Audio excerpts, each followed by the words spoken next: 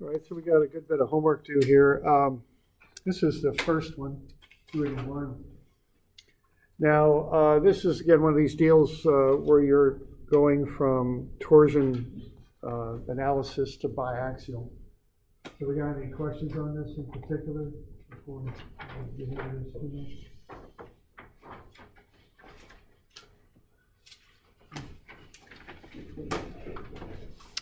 All right, so what the deal is you want to find tau max. Now, tau max, oh boy.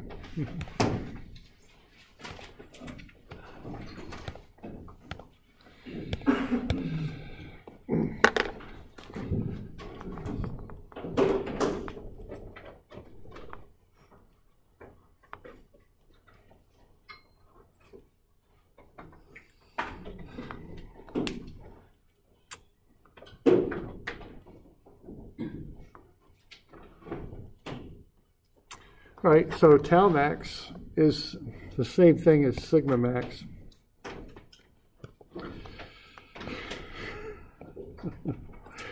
Lord help me here. Let's see. What's going on now? There we go. We're actually able to write. So that's good. Sigma max, they're the same thing. And what they are, they're TR over that moment of inertia that we use when we do the shafts. Okay? And what that's going to come out to be is 1.89 megapascals. All right. Now, what you want to do next is you want to come up with an element, basically, that you're working with. So what I would do here would be just to consider a square element here. Now, you'll notice that shear is coming down like that. There's a reactive shear doing that. So that's going to translate to that element as shown. Okay, so you're going to generate this one and that one just by looking at how the torsions act. Then the others two will meet in the corners. And you're going to have 1.89 megapascals on that. All right, now once you've got that, that's tau max, so that's easy enough. Now, what we want to do then is to show what's happening here. We also want to calculate the stress on AB. All right, so now the other thing I'd mention here, if you're looking at sigma max, all right, we've got these two pushing in, these two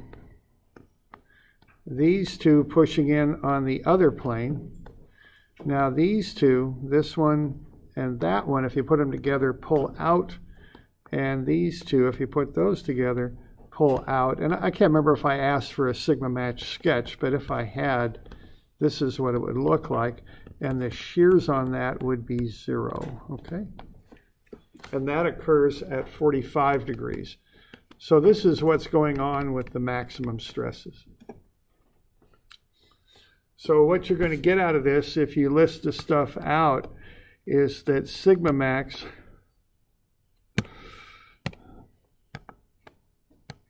or sigma x is 0, as is sigma y. Okay, they're both 0.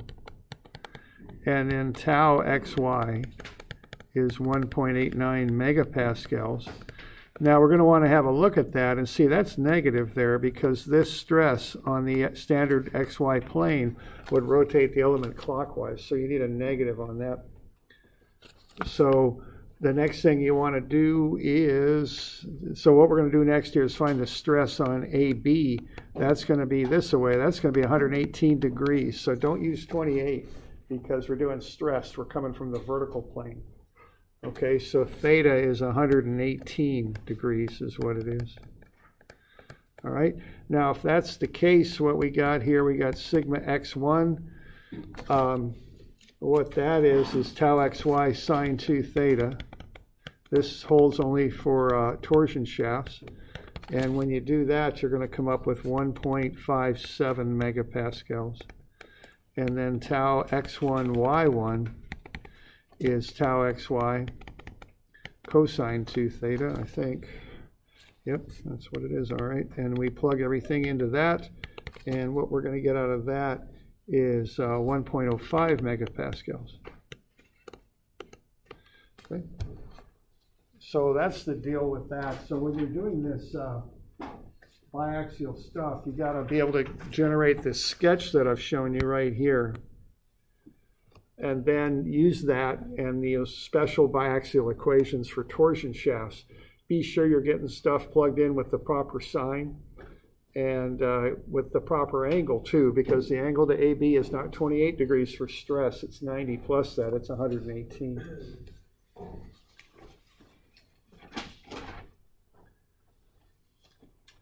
So we doing all right with that one? You got any questions?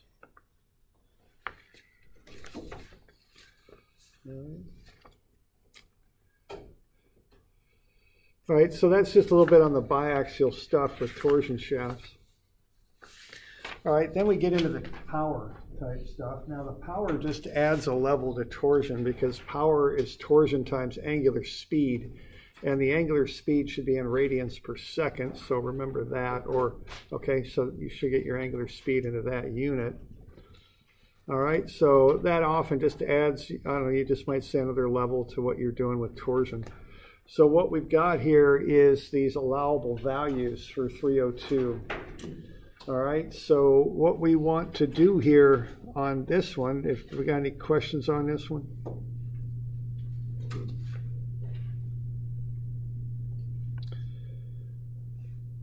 Is we want to do some unit conversions, okay? Whenever I see these things, we want to size the shaft here so we don't calculate I right off the bat, but there are a number of unit conversions that we want to do. For instance, that angle of twist, you want to get that into radians, and that's 0.03054 radians. All right, we've got 125 horsepower. Well, if you convert that, that's going to be 13,130 inch-pounds. Okay, I want everything in pounds and inches because I measure my shaft cross-sections in inches. And then the RPM, I don't want that. I want radians per second. And that would come out to be 62.83 radians per second.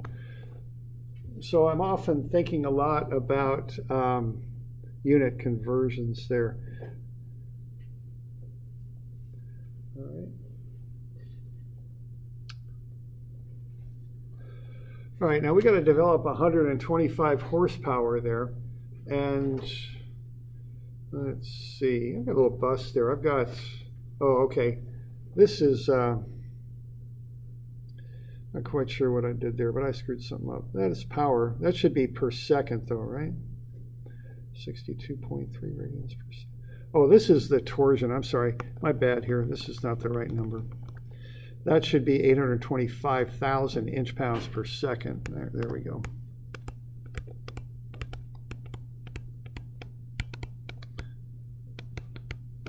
Okay, so I'm just using the basic conversion for horsepower to get there.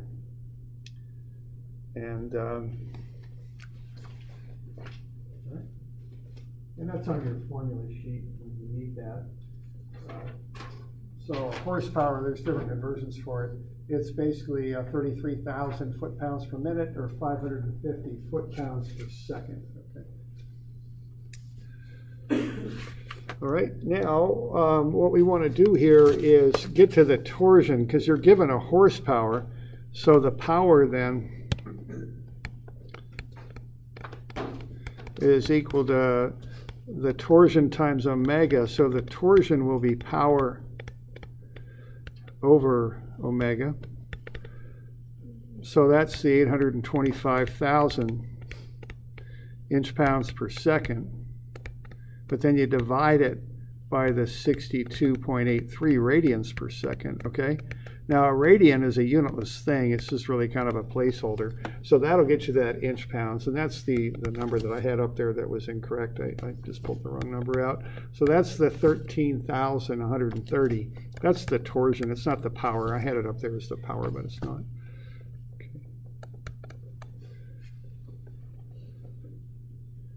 So that's inch-pounds, I guess is what you'd call that. All right. So you've got a couple things to check here. What you've got is you've got the twist angle, the shear stress, and the normal stress. So what you want to do is go into the equations that describe the twist angle and the stress and extract the radius out. And we're going to go through that some different times here and extract the radius and get a formula for the radius. So what we got here first is that sigma max is tau max, and what that is TR over I. All right. Now what you want to realize is I has a factor of R in it. It's pi over 2 R to the 4. So what you end up with is the maximum stress values is 2TR over R4, pi over R4. There we go. And so that equals 2T, 2 times the torsion over pi R3. Okay. So what you're going to do then is you're going to set that equal to sigma max and tau max, okay?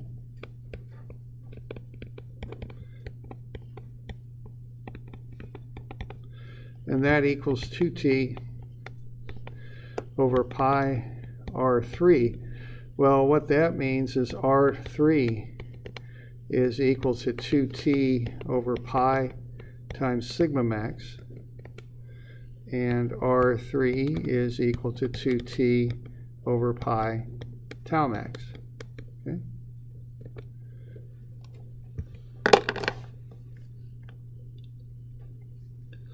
All right, and you can just solve for both just using a third root. So the radius then will be the third root of 2T over pi sigma max. And then the radius is also the third root of 2T pi times tau max, okay? And you got all those numbers now, so you can plug everything in. And so what you're going to get if you plug in the shear stress maximum is you're going to get 0.842 inches. And then you're also going to get 0.724 inches for using sigma max. All right.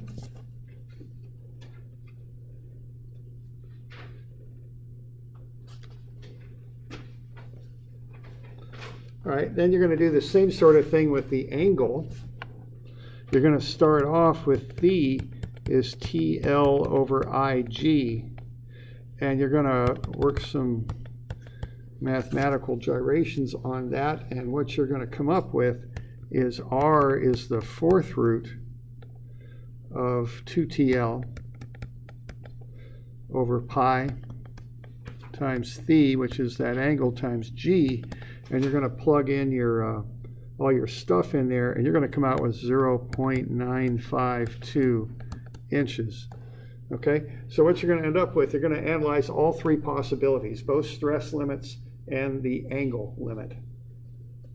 And you're not going to try and do any sort of like solve for one and plug it back in the other equation, because that assumes that things are related that aren't. These are three independent parameters. They really have nothing directly to do with each other. And I'm kind of mentioning that because I've seen people use an approach like that. Like they'll get their radius and they'll plug it back into the equation and pull something else out of it. To me, it's just, that's a little too complicated for me. Okay, so these are just three independent parameters. Check each one and then pick the big one. Okay, because you don't want to undersize the shaft. You can't make a shaft too big. You know, for the purposes of it not failing, you just don't want it too small. Okay, so pick the big one. And then, of course, we spec the round things usually by diameter is normally how the round things get spec'd out. So 9 point, this isn't working for me today, times 2, and we're going to get 1.9 inches, okay? So that's the diameter. That's a common symbol there for diameter, okay? So about 1.9 inches, you know, out there in the proverbial real world, is still about an order of the world too, but when you're not working, you probably do about 2 inches, probably what you do with that. Okay. Here we'll just call it 1.9 because we like our nice exact answers here in school. All right. So are we good with that? Okay, so the process there again is just to back solve. First, you got to do all the unit stuff. So I get the angle in radians, I get the horsepower in inch-pounds per second, I get the RPM in radians per second. So on this, this seems to come up a lot on the torsion stuff. So first thing I do on torsion is I calculate moment of inertia. I can't do it on this because I don't know the radius yet. So the next thing I do is I do all the unit conversions. I get everything. If I'm in English, I want inches, pounds, and seconds. If I'm in metric, I want newtons, meters, and seconds. I get everything just lined out that way. Then I just go into these equations and back solve them for the radius, realizing that I, for a solid shaft, is pi over 2r4. I mean, that's kind of the deal. And then once you get them, solve all three independently. There are three different parameters. Pick the big one. It's a radius, so double it and get the diameter. All right.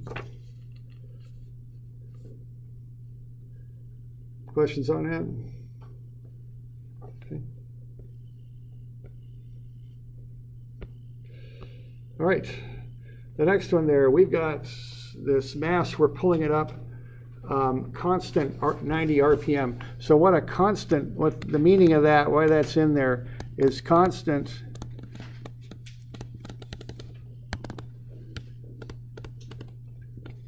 what that means is acceleration is 0. So that means use statics. Okay, that's what's going on with that. All right, now if you're looking at that pulley from the end here, what you're going to see is you're going to see a weight, okay? So you want so many newtons. Don't use kilograms on this. And then you're going to find the torsion associated with that. And after you do that, you're going to come up with 124 Newton meters, I think is what you're going to do. And this is going to be your free body diagram right there, okay? Nothing much to it, just a simple moment. Be sure you're using the right radius on that. You got a shaft and a pulley, just look at it, it's pretty straight up. Get the mass converted to your newtons because you want weight, okay? You don't want, or you want force. You don't want mass to calculate torsion, you want force, okay?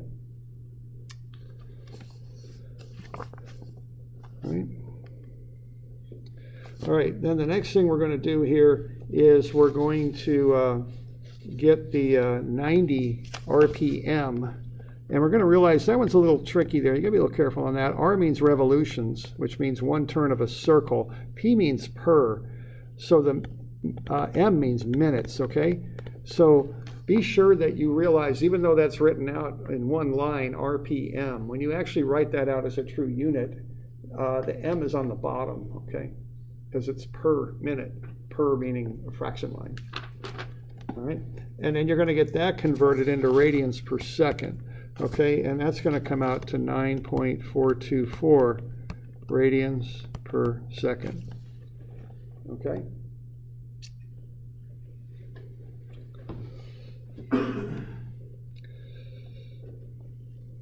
So we got the torsion right there.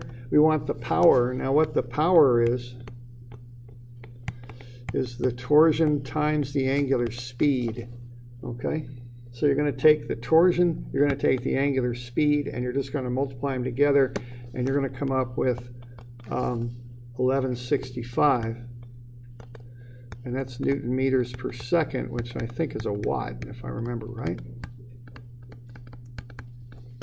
Okay.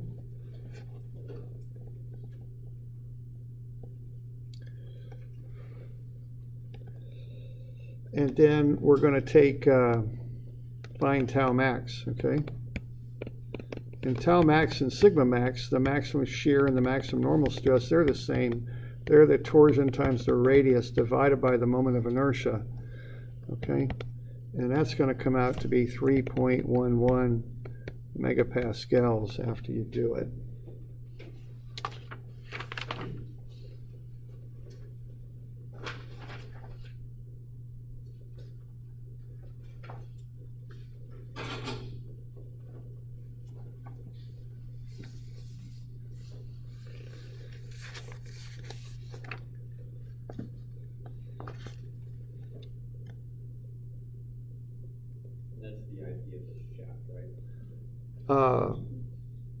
The IP is, yes, yeah, right. Yeah, because all the pulley does is kind of create the torsion. There's not long, the shaft is at full length. That's really what you're analyzing. The pulley, the fact the pulley's bigger doesn't affect the moment of inertia. Of course, it affects the moment, the torque, because it's what generates it in the first place. But it's small, and it isn't really part of what's kind of resisting that load. It's more like a transferring the load. It's not resisting it. Okay. All right.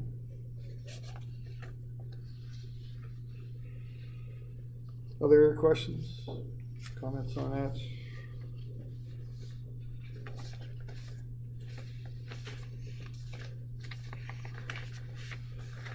Yeah. When would you use the moment of inertia for the pulley? Use the moment of inertia for the pulley? Yeah. I can't imagine that you would really. I can't think of a case when you would. The pulley's just so thin, and it's I don't know. Actually, I mean, the only time I'd use a moment of inertia for a pulley would actually be that'd be a dynamics moment of inertia, a mass moment of inertia, not an area moment of inertia. And I would use it if I'm calculating how quick the thing accelerates when I apply a torque to it. But I can't imagine how you'd use it in a structural sort of sense. As long as it's strong enough to do the job, I don't think you would. Now remember, there's actually two moments of inertia. I mean, that can be confusing sometimes. We use an area moment of inertia here. We use it for how a shape bears a load and such. In dynamics, you use a mass moment of inertia, and that tells you how something resists an angular acceleration. That's what it does. Okay. All right. Other questions?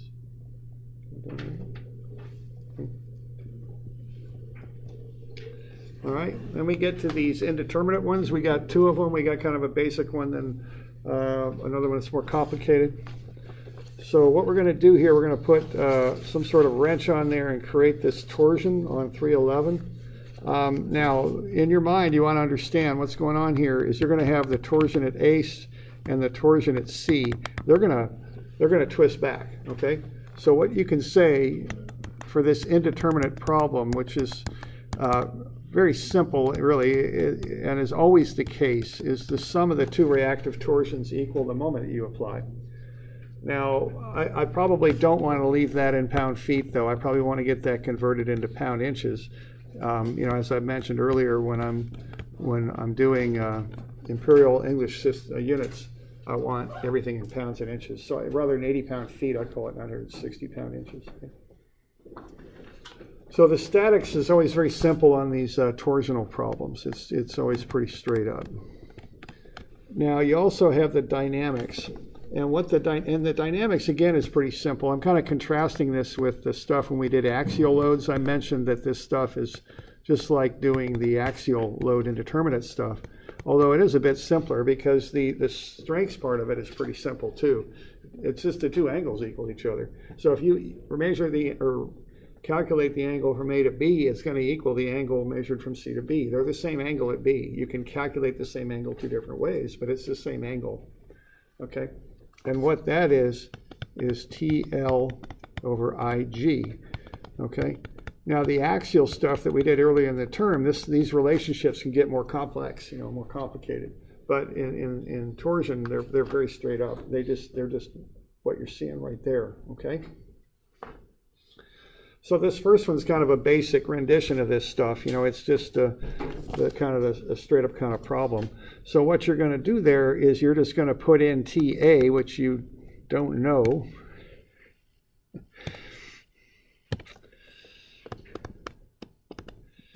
All right. And then put in its length. And then divide it by its moment of inertia, which is 0.03106. And that's inches to the 4, and then divide it by G, which is 3.8 times 10 to the 6, and that's pounds per inch squared.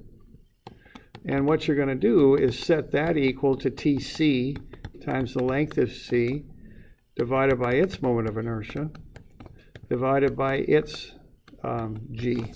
Okay.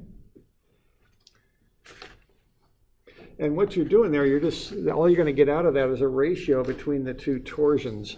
So when I ran through this, I got that the torsion in A is basically about 0.6 times the torsion in C. You could also invert that and come up with the torsion in C is 1.67 times the torsion in A.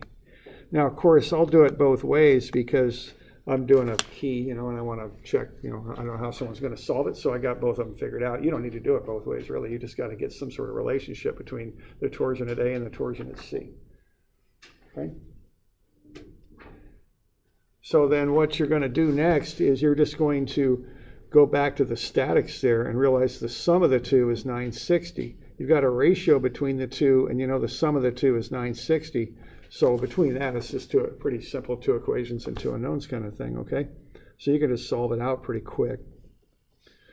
All right, so, you're going to get the torsion at A plus the torsion in C is 960. So as I say, there's different ways to solve it. I know that TA is 0.599 times TC, so I'll just plug that in, and then plus TC. And that's 960, so now I just got one unknown, and I can solve for TC, and that comes out to be 600 pound-inches. So based on that, I can figure out, of course, that TA is 360 pound-inches.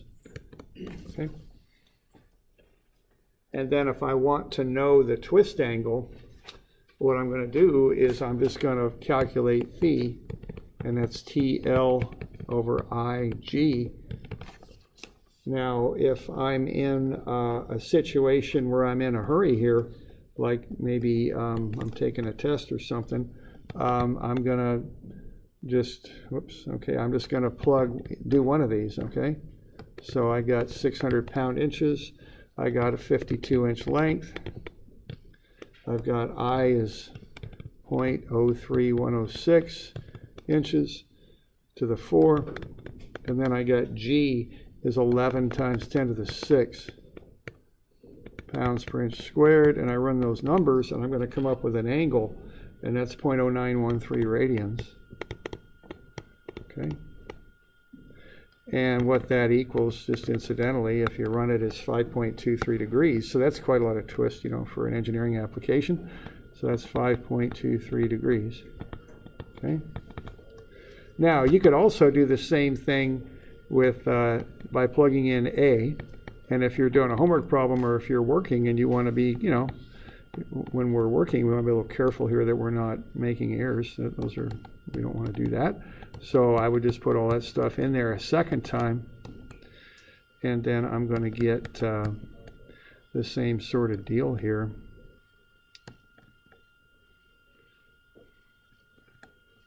Okay. And I'm going to get the same answer, and that's going to, that's a good thing. So, when we got a little bit of time, we want to check this stuff just to be sure that, we're not making an error. Okay, so that's how I'd do it. I just run it. For my answers, I would calculate the angle twice. Once from A and once from C. Did I notate that all right? I got, okay, I use C. All right. A, C. All right, yeah, that's pretty good there. I guess I could put B's on these two, so AB, AB, there we go. All right, so that's how I would approach that one. We got any questions on that one?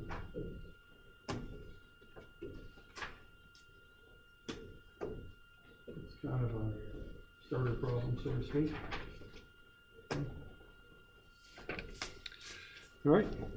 Now the next one's a little trickier, but it's based on the same principles. It's indeterminate, and you have to work through the fact it's indeterminate to solve it. Okay. So the next one's a little bit more involved, okay? But this is kind of the basics of it.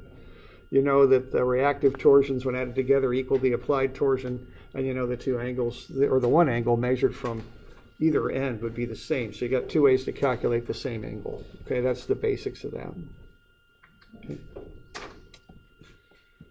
All right, now the next one's a little trickier. We want to go ahead and kind of work through a couple of things here. We want to get the moment of inertia, which is 0.02493.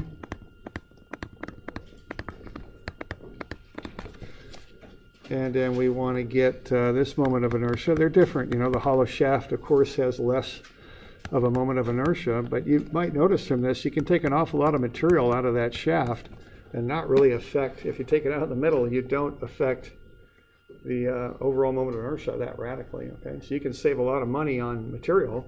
Now your fabrication costs might go up because you're going to have to make a tube instead of a solid shaft. And the other thing you got to be careful of is you don't want to make that tube so thin that it'll buckle, okay? You want to watch that, okay? But you want to get those moments of inertia, all right? And then what you want to do, again, is with statics, is realize, you know, a pretty simple fact here, that the sum of the two torsions, the reactive torsions, if you add them together, you'll get the torsion in the middle. Now, let's have a look at what's going on there in the middle.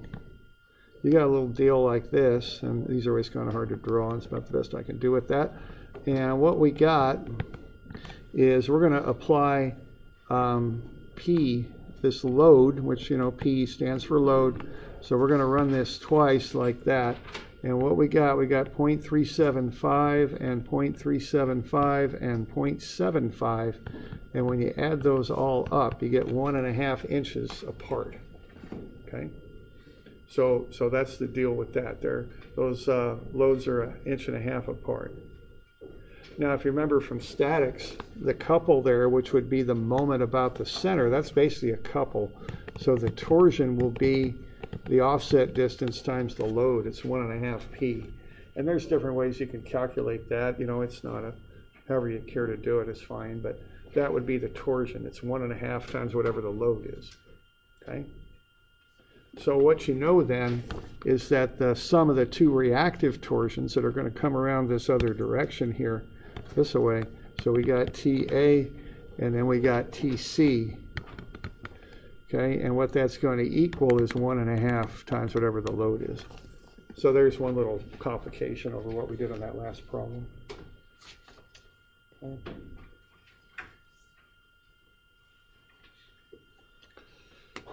Now the next little thing here is to do the strengths. Now what the strengths tells us is that the angle measured from A to B will equal the angle measured from C to B. And as we went through last time, that's TL over IG. So you could run that number for both sides, okay? So you can take the torsion at A times its length, which looks to be 18 inches there, divided by its moment of inertia, which is 0.02493. And then divided by its shear modulus, which is 12 times 10 to the 6. And then just set that equal to what's going on at C. You know, you got the length from C to B here. I'm going to divide that by I from C to B and G from C to B. And that'll get you the ratio between the two. So you could solve that either way. You can get the torsion at C as 0.778 times the torsion at A, or you can get it, invert it, and turn it around the other way. 1.285 times the torsion at C is equal to the torsion at A. You could do it either way.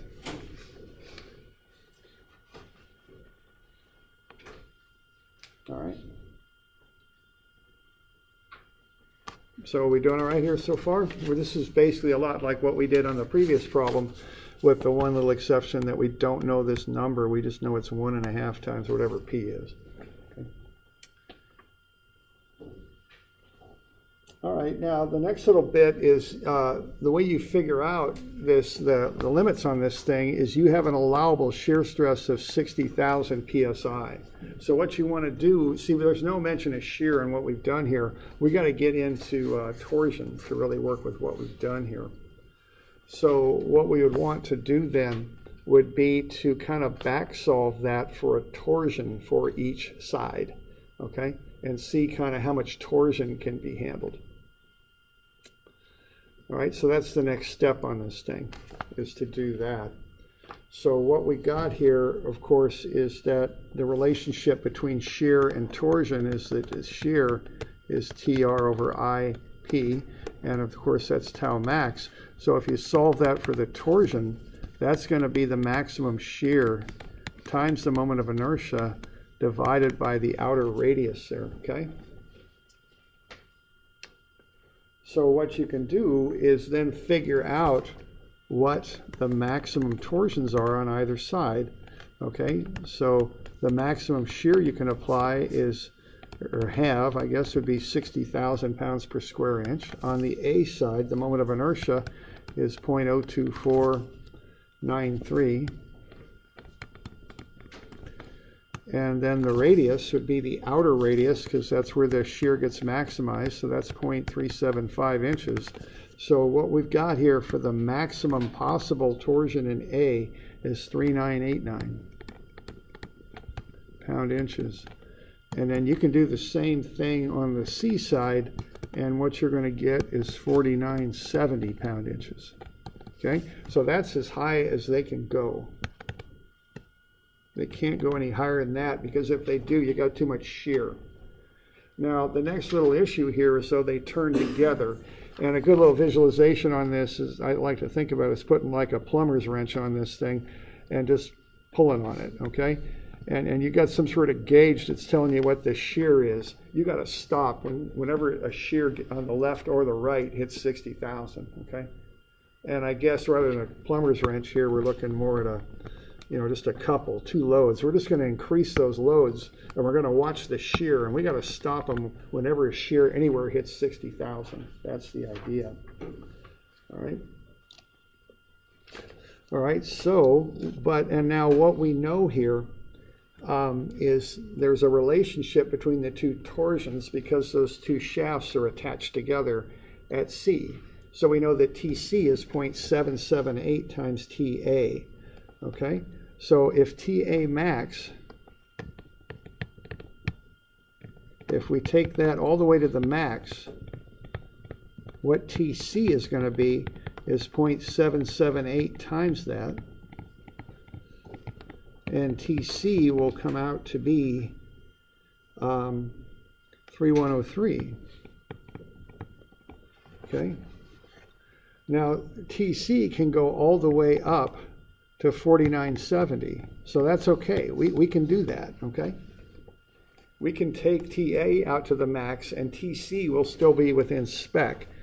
Now, as you might imagine here, if you take TC all the way out to its max, what TA is going to be is probably going to be too big, right? Given what we just saw. It's 1.285 times 4970, okay? And what that is, when you run those numbers, is that comes out to be 6386. And see, that's too big. You can't go over 3989. Okay? So what governs is over here. This stuff governs. So what's going to happen here is TA is going to max out first, and when it does, TC is going to be 3103. That you got to stop when you hit that condition. Okay? So that's kind of what we just found out there.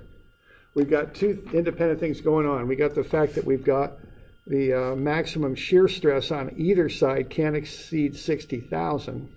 So that led us to these maximum torsions. But we also have the fact those two sides of the shaft are connected together so that the torsions also have a relationship like that. So what we want to do is figure out which one of these maxes out first, and it turns out it's the A side that does. And when you hit 3989 on the A side, the C side is that you got to stop, okay, because you've reached the maximum shear on the A side. And when you stop, then the C side is at 3103, okay? So that's kind of what's up with this one. So what you've got here is you've got these two sides now that we've just solved for. And A is 3989. And when that happens, C is 3103. And so TA plus TC is 1.5 times whatever that load is. So you can work through that and solve for the load. And the load is 4728 pounds.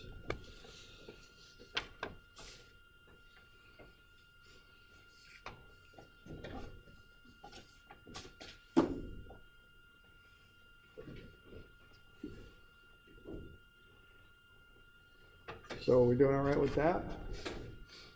little bit involved there. There's a few things going on, but that's the deal with that.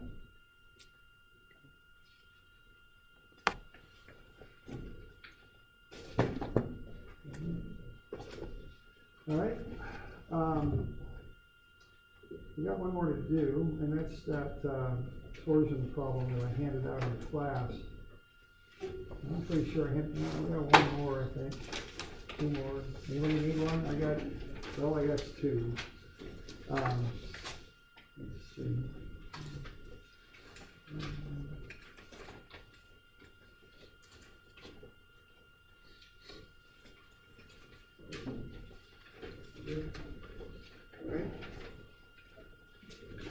All right, and these are available online too. They're the torsion handout problem, I think is what they are. All right, so we started working on this in class. What we got here, we've got this device where we have a plunger there that pushes back really hard with 4,000 pounds vertical.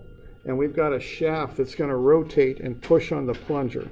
So that's what we got. And we want to design the shaft so it can match two parameters. One is that it doesn't exceed 5,000 psi. And the other is that it doesn't twist. We have a certain amount that it has to push the plunger down. Those are the two parameters. Okay. We know that it's spinning on the back at 0.275 radians per second, I think it is. And we know we've got to push the plunger down 3.464 inches in 2 seconds. So between that, we want to design the shaft and make sure it's big enough to do both of these jobs, to push the plunger down far enough and also not to have more than 5,000 psi of shear. Okay? So that's kind of what we got to do here. So what we want to do here is kind of understand, kind of like we did on that problem there with sizing a shaft. You've got to remember that the radius is embedded in the I term. I is pi over 2r to the 4. All right, so we want to get that in there. Now, we got two equations we're going to work with. These are the two basic equations that you work with when you're doing torsion. First is the shear formula, and that's pretty easy right there because you're given the maximum allowable shear. It's 5,000, so you should be able, just like we did in that homework problem, to back into what the radius is. Now, you also want to do that with the twist angle, okay? And that's going to be a little bit more involved because you got to figure out what the twist angle is on this problem. Okay.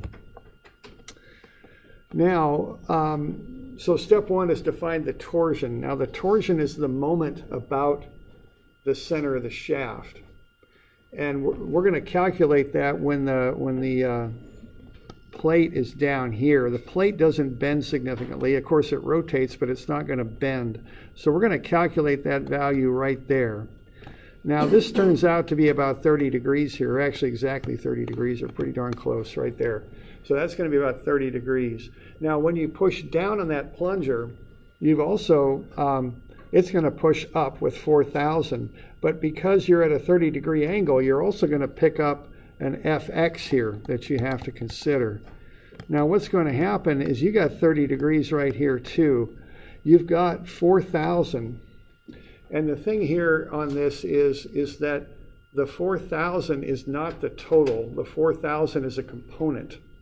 So your force here will come out to be greater than 4,000, not less. So you don't want to, you want to calculate that force that's perpendicular to the plate, but you do not want to go 4,000 cosine 30 because that will make your force less than 4,000, which it isn't. Okay? So you want to divide by cosine 30, not multiply. So you want to come up with something on the order, I think it's 4628, I think is what that is. And then multiply that by the moment arm. And from that, you should come up with a torsion that's applied at 32,000 pound-inches. So this is the design torsion that you're working with. Okay? So you've got that, and then you can back solve. You've got the maximum shear. So based on that, you can back solve for a radius based on the shear. Okay? So everybody with me here? We got any questions on this so far? Okay. All right, now the next bit is the angle, okay? And what you know is you've got to turn 30 degrees on the front end of this thing, okay? Because that's what's required to get that plunger pushed down the required 3.464 inches, okay? Now that's 30 degrees, and I think you probably want to get into radians on this, so that's 0.5236 radians, okay? Probably what I would do with that.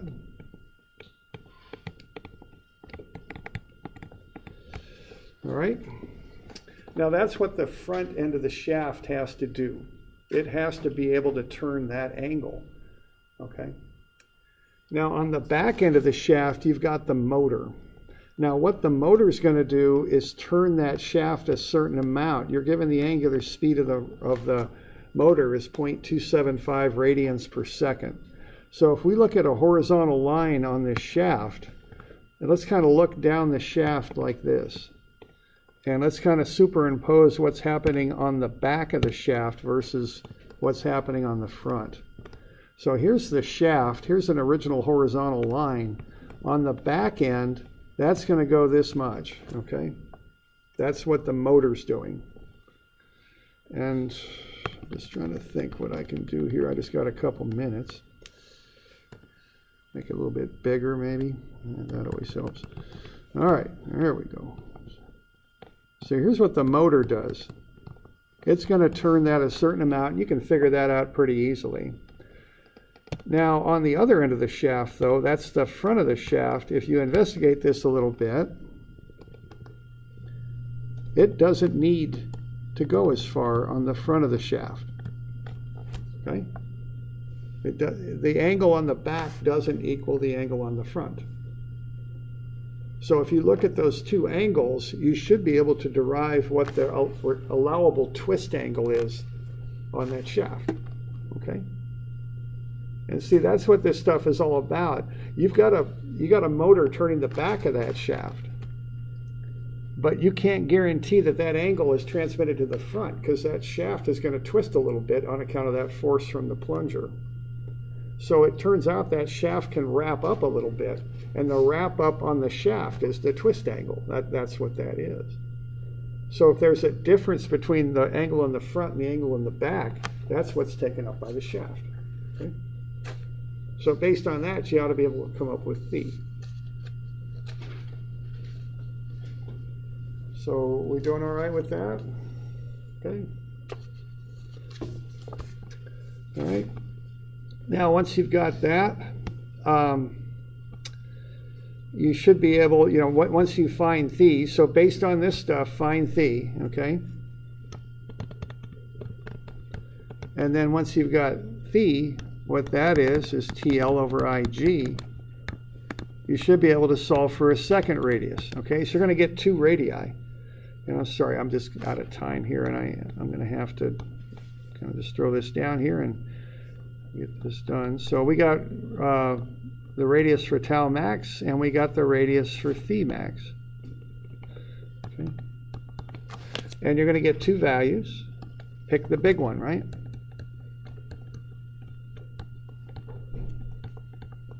To get the diameter,